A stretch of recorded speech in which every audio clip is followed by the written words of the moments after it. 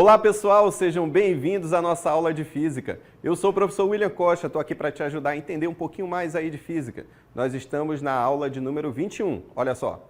Aula 21, Objeto do Conhecimento, Tratamento da Água e Esgoto, Usinas de Energia Elétrica, Rendimento e Custo, Programas de Imunização, Prevenção e Tratamento de Doenças. No nosso detalhamento, usinas hidroelétricas, fluxo de água para gerar energia elétrica, consumo e rendimento de energia elétrica.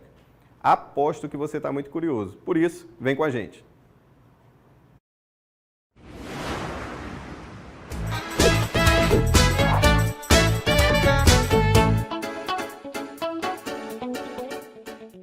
Então, pessoal, vamos iniciar a nossa aula hoje falando sobre energia hidrelétrica, sobre usinas hidrelétricas e como é que essas usinas realizam a transformação de certas modalidades de energia para a energia elétrica.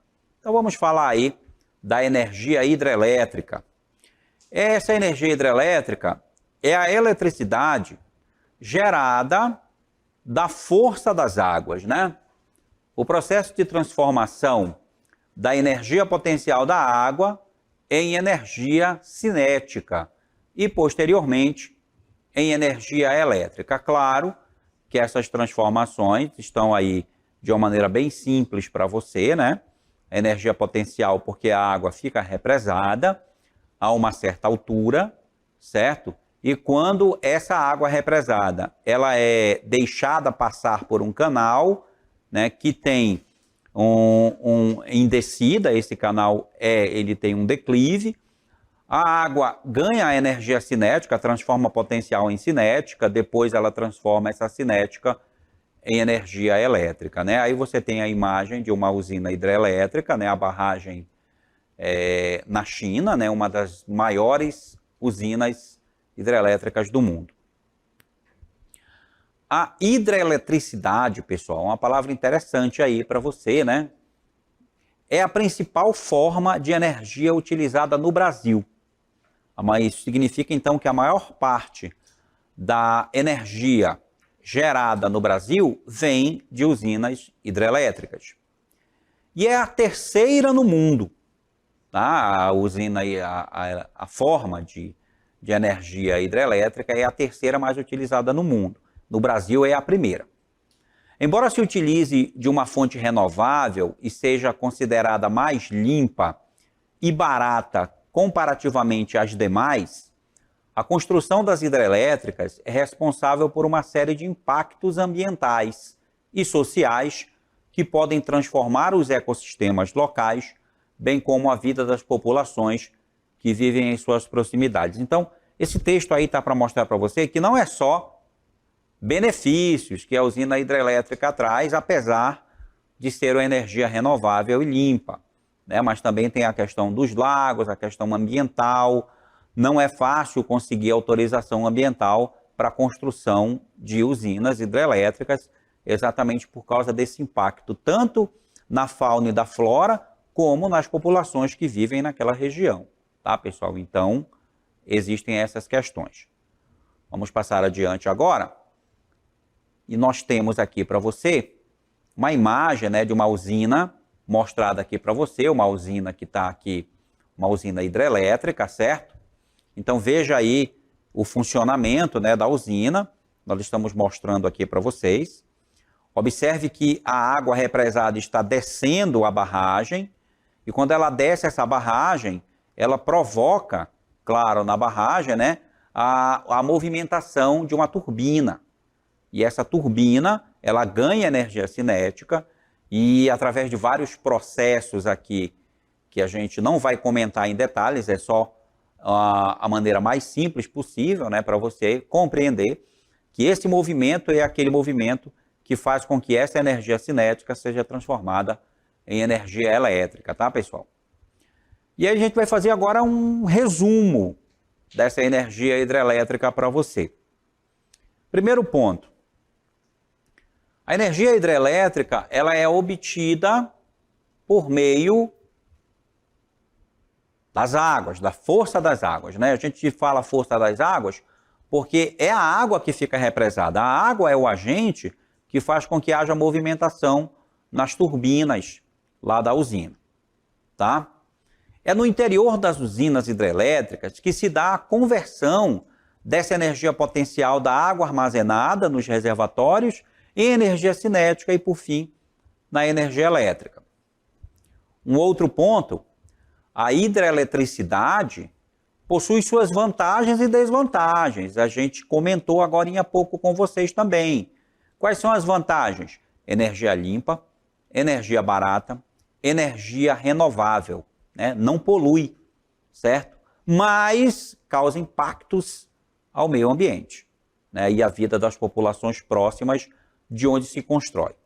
E também, para construir uma hidrelétrica, demanda uma economia muito grande, né? Uma movimentação de dinheiro muito grande, né? Não é barato construir uma usina hidrelétrica.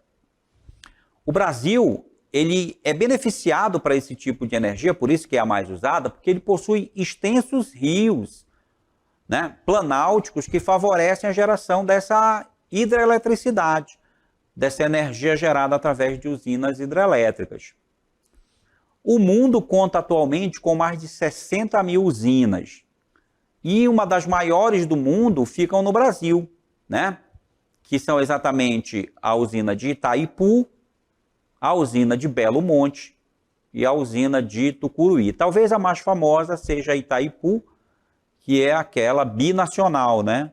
A fronteira entre dois países, né? O Brasil é um deles. E aí você deve ter dúvida, como funciona essa energia hidrelétrica?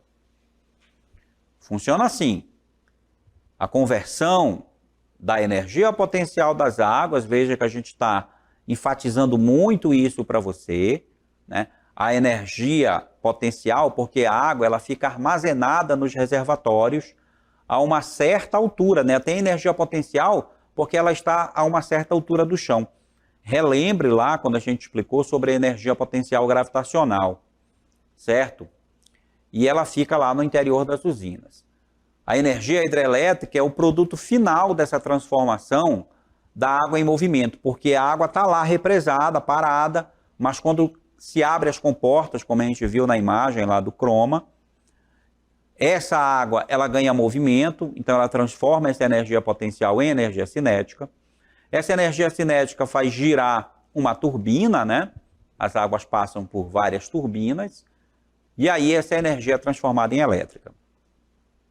Todo esse processo acontece normalmente por meio de um conjunto de estruturas que interagem nas usinas hidrelétricas, mais precisamente os equipamentos que ficam na casa de força, as turbinas e o gerador.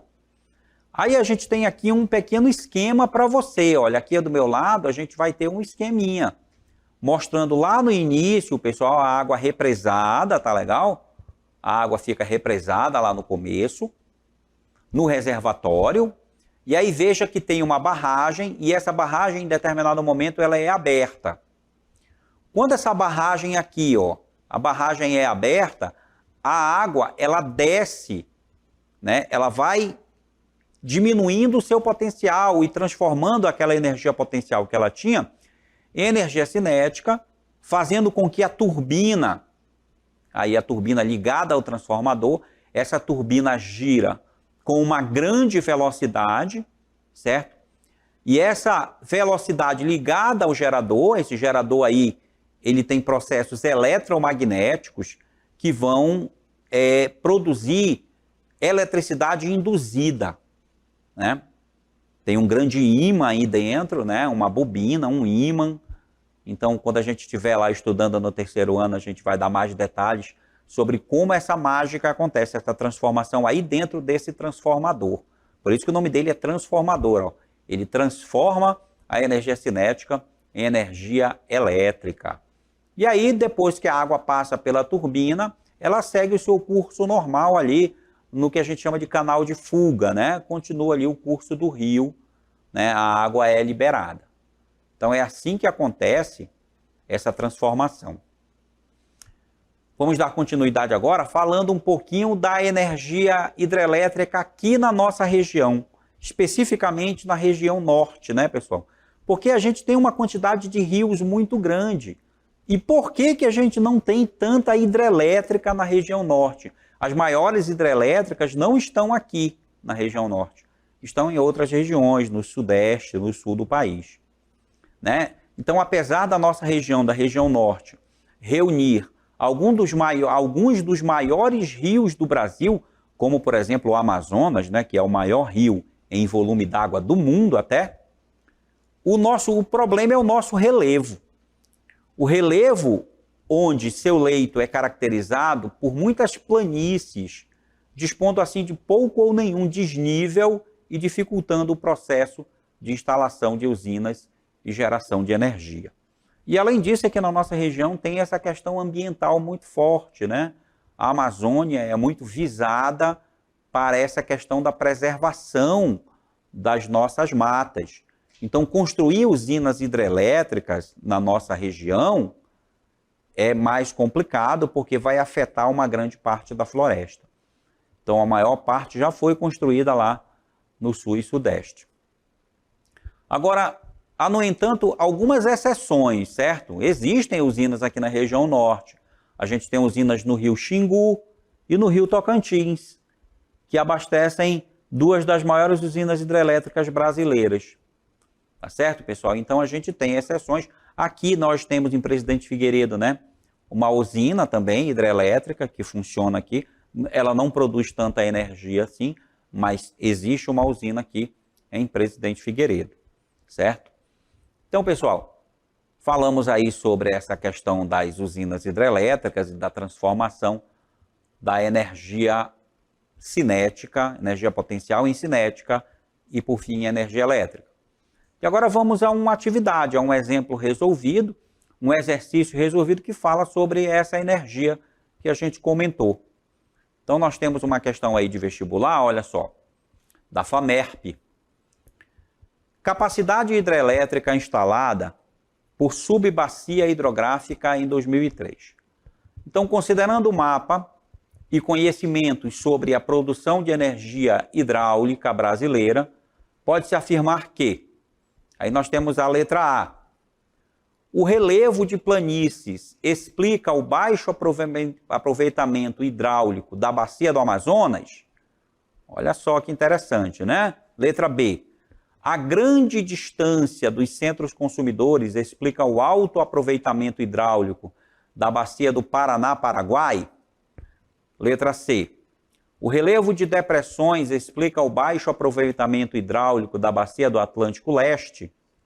Letra D, a grande diversidade biológica explica o alto aproveitamento hidráulico da bacia do Atlântico Nordeste-Norte?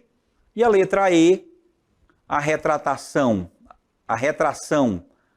da frente pioneira explica o alto aproveitamento hidráulico da bacia do Tocantins. Então, essas informações estão lá no mapa. Vamos voltar aí à parte inicial da questão, onde nós temos o mapa, que eu vou aqui na TV interativa, né? Então, o mapa ele tem algumas informações aqui que são base para a gente resolver esse problema, essa questão aí, tá certo? Mas a gente tem nas alternativas aqui já uma indicação, porque eu comentei com vocês sobre a questão da nossa região, não é? Olha aqui, a resposta realmente era a letra A. Por quê? Porque a gente, quando falou das usinas aqui na nossa região, eu falei para vocês que o que prejudicava muito era a questão do relevo, né? Que são de planícies. Então, a letra A é a resposta porque o relevo de planícies explica o baixo aproveitamento hidráulico da bacia do Amazonas. Então, nós temos um baixo aproveitamento de usinas hidrelétricas aqui na nossa região, exatamente por causa do nosso relevo, que tem muitas planícies. Tá certo, pessoal? Então, aí, a resposta então da letra A dessa nossa atividade. Muito bem, agora vamos dar continuidade então da nossa aula. Vamos passar então para o nosso próximo conteúdo, em que a gente vai falar sobre a questão do rendimento e da potência, né, do consumo de energia elétrica. Então vamos ver aí o consumo de energia elétrica, que é muito interessante porque isso afeta diretamente a nossa vida diária, né? Porque todos nós utilizamos energia elétrica e consumimos e pagamos por essa energia. Então é muito importante que você aprenda, por exemplo, a calcular quanto um determinado aparelho da sua casa contribui na sua conta de luz, né? E aí você vai poder fazer esse cálculo, né? Quanto é que a minha televisão está gastando por mês de energia elétrica? Quanto que a minha geladeira está contribuindo no valor da conta? Será que a geladeira é que consome mais? Será que é o ar-condicionado? Será que é o ferro de passar? Qual aparelho consome mais energia elétrica? Então, o cálculo da energia elétrica, pessoal, consumida pelos aparelhos eletrodomésticos, pode ser feito com base na potência do aparelho. E além disso, além da potência do aparelho, o tempo que ele é utilizado, né? Porque tem aparelhos, por exemplo, como a geladeira, que ela é utilizada 24 horas por dia. Você não fica desligando a sua geladeira. Ela fica ligada o tempo todo. As lâmpadas durante a noite ficam o tempo todo ligadas, então elas passam muitas horas ligadas. E elas têm um consumo de energia elétrica. Então esse consumo depende da potência do aparelho, a potência vem escrita no aparelho, pessoal, e o tempo que você usa o aparelho. De modo que a energia elétrica consumida, ela é calculada numa unidade de medida que a gente chama de quilowatt-hora. É a unidade de medida que a gente utiliza para a energia, né, para a energia que a gente consome. Então aí, pessoal, vamos ver a equação matemática que me dá esse consumo de energia. Vamos ver o cálculo do consumo de energia. Então, para que a gente possa calcular essa energia, a gente vai ter uma expressão matemática, a gente vai ter uma fórmula. É uma fórmula simples. Como eu falei, essa energia elétrica, que ele está chamando aqui de E, índice EL, energia elétrica, ela depende do P, que é a potência. Essa potência vai ser medida em kilowatt, né? A unidade de potência é o watts, mas a gente, para o consumo de energia elétrica, a gente prefere em kilowatts. E o ΔT é o intervalo de tempo de uso do aparelho. Então, o consumo de energia é calculado quando a gente multiplica a potência do seu aparelho pelo intervalo de tempo que ele fica ligado. Tá legal, gente? E aí, nós também vamos aprender a utilizar essa equação com um exemplo. E eu vou mostrar um exemplo para você aí, de uma questão também, um exemplo que eu vou resolver para vocês, que é uma questão de vestibular também, olha aqui. É lá da PUC de Campinas, certo? Então ele diz o seguinte, olha, tem um contexto aí no exemplo. Há alguns anos, a iluminação residencial era predominantemente feita por meio de lâmpadas incandescentes. Vocês são jovens, né? Eu não sei se vocês lembram das lâmpadas incandescentes, que eram aquelas lâmpadas, o pessoal fala, aquelas amarelinhas, né? Que tinham um filamento dentro do bulbo de vidro e ele brilhava, e além de brilhar, ele aquecia muito. A lâmpada incandescente, ela produzia mais calor do que luz, aquecia muito o ambiente.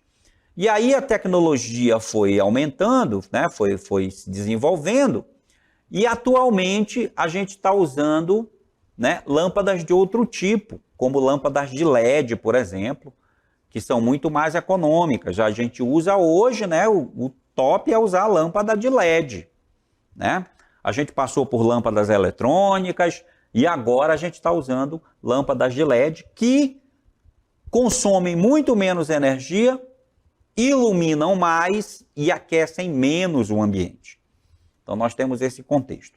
Aí olha só a diferença aqui que vai acontecer. Olha. Em uma residência, usavam-se 10 lâmpadas de 100 watts. Olha aqui, isso aqui, gente, 100 watts é a potência das lâmpadas, olha, 100 watts. que ficavam ligadas em média, olha aqui o tempo, ficavam ligadas em média 5 horas por dia. 5 horas por dia elas ficavam ligadas. Essas lâmpadas, elas foram substituídas. Em vez de usar 10 lâmpadas com essa potência de 100 watts, lâmpadas incandescentes, o dono da casa trocou essas lâmpadas por 10 lâmpadas fluorescentes. Não foi por LED ainda não, ele trocou por lâmpadas fluorescentes, que não são tão econômicas como a de LED, mas são bem mais econômicas do que as lâmpadas de incandescentes, né? Veja a diferença, olha só, pessoal. Olha aqui a diferença. Essas lâmpadas fluorescentes tinham potência de somente 20 watts. Olha como diminuiu a potência, gente. Aí a gente faz a relação. Quanto menor a potência do aparelho, menos energia ele vai consumir. Isso aí fica de presente para vocês. Quando vocês forem comprar um aparelho eletrodoméstico, olha a potência dele. Quanto menos potência ele tiver, mais econômico ele vai ser. Mas aí ele não vai ter tanto desempenho, tá, pessoal? Porque desempenho e economias andam na contramão. Ou você escolhe um negócio que é econômico, ou um negócio que é top, que tem um desempenho, né, que faz um trabalho mais rápido. Então, olha a diferença aí na potência. Essas lâmpadas são bem mais econômicas, as fluorescentes que ele trocou. E elas ficaram ligadas também, em média, 5 horas por dia, tá? Ou seja, o tempo de consumo não mudou. O que ele trocou foi a lâmpada de maior potência pela de menor potência. E lá na região, né? Olha aqui, se fosse esse valor, né? Aí, nessa época dessa questão aí, o valor do quilowatt-hora cobrado pela concessionária era de 40 centavos. Ah, se fosse agora, né? 40 centavos apenas para o preço do quilowatt-hora. E a gente quer saber nesse exercício qual foi a economia que esse cidadão fez quando ele trocou as lâmpadas dele, que eram incandescentes de 100 watts, por essas lâmpadas fluorescentes de 20 watts. A questão, no final das contas, é essa. Quanto é que ele economizou quando ele trocou as lâmpadas da casa dele? E aí fica a dica para vocês. Troquem as lâmpadas incandescentes por lâmpadas de LED, que você vai economizar na hora de pagar a conta de luz. A gente vai admitir que o mês tem 30 dias, tá, pessoal? Porque tem mês de 31, tem mês de 28, tem mês de 30. Então vamos considerar que o mês vai ter 30 dias. Vamos aqui para nossa... Isso aqui é as alternativas, olha. Ele economizou R$18, R$48, R$60, 120, 248. Quanto que ele economizou? Bora fazer a conta. Vamos lá para a solução. Então, o que a gente vai fazer? A gente primeiro vai calcular qual era o consumo da casa dele quando ele usava as lâmpadas de 100 watts. Tá certo? Era 10 lâmpadas de 100 watts ligadas por 5 horas. E aí, olha, tá aqui. Certo? Como a gente vai calcular a potência de todas as lâmpadas primeiro? Olha, eram 10 lâmpadas, cada uma tinha 100 watts de potência. Então, quando as 10 lâmpadas estavam ligadas, a potência delas juntas era de 1000 watts, tá? Esses 1000 watts aí é a potência das 10 lâmpadas ao mesmo tempo, né, pessoal? 10 vezes 100, 1000 watts de potência. E aí, como energia, olha aqui a fórmula. Energia é a potência vezes o intervalo de tempo. Como a potência vale 1000 e ele usava 5 horas durante 30 dias, isso aqui, esse 5 vezes 30, é o nosso ΔT. É o intervalo de tempo, porque 5 horas todo dia, depois de 30 dias, 5 vezes 30, ele vai usar 150 horas. 150 vezes 1000, então ele tinha lá uma energia, ele gastava uma energia de 150.000 watt-hora, que transformada em quilowatt-hora, porque o quilowatt é 1000 watts. Então, 150.000 watts é igual a 150 kWh. Está aqui, ó, o consumo de energia quando ele usava as lâmpadas incandescentes. 150 kWh. Agora a gente vai calcular qual é o consumo das lâmpadas quando ele trocou, quando ele colocou lâmpadas de 20 watts. Olha aqui, mesma coisa. Eram 10 lâmpadas, cada lâmpada tinha 20 watts, então agora a potência das 10 lâmpadas deixou de ser 1000 para ser 200, pessoal. Olha só a diferença, né? Com as lâmpadas incandescentes, era 1000 watts a potência das 10 lâmpadas. Com as lâmpadas fluorescentes, a potência passou a ser 200. E qual foi a energia que ele gastou? Basta multiplicar a potência pelo tempo. A potência passou a ser 200 e o tempo é o mesmo. Olha aqui, ó. O tempo de uso é 5 vezes 30. 5 horas durante 30 dias. E aí, ele consumiu, nessa situação, uma energia de 30.000 watt-hora. E aí, transformando esse valor para quilowatt-hora, quando ele trocou as lâmpadas, a energia que ele consumia agora era de 30 kWh. Veja que antes era de quanto? 150. Agora, olha a diferença. Era 150 antes e passou a ser 30 agora. Quanto é que vai ser a diferença dele? Ó? Qual é a diferença? Antes ele consumia 150 menos 30 que ele está consumindo agora, né? Então, isso aqui vai dar 120 quilowatt-hora de economia. Olha o que ele economizou isso aqui, ó. Ele economizou 120 kWh quando ele trocou as lâmpadas dele. E aí, como o valor do quilowatt lá na região onde ele estava fazendo isso era de 40 centavos, a gente pega esse valor de 40 centavos e multiplica por essa economia dele, para saber em quanto ele economizou em dinheiro. Veja, recapitulando aí para você. Quando ele estava usando lâmpada incandescente, ele consumia 150. Foi o que a gente viu lá, ó. Quando ele estava usando lâmpada incandescente, o consumo dele era 150 kWh. Quando ele passou a usar lâmpada fluorescente, ele gastou só 30. Significa que ele gastou 120 a menos. Como cada quilowatt custa 40 centavos, basta multiplicar isso aqui por 0,4. E aí calcular, multiplicar 120 por 0,4, pessoal, é a mesma coisa que multiplicar 12 por 4. Então, a gente faz a conta aqui, 12 vezes 4. 12 vezes 4, 2 vezes 4 é 8. 4 vezes 1 é 4. Então tá aqui. 40, a economia dele em real foi de R$48. Olha só, R$48 só porque ele trocou as lâmpadas na casa dele. Ele vai pagar menos R$48 na conta dele. E olha que o quilowatt tá barato aqui, hein, gente?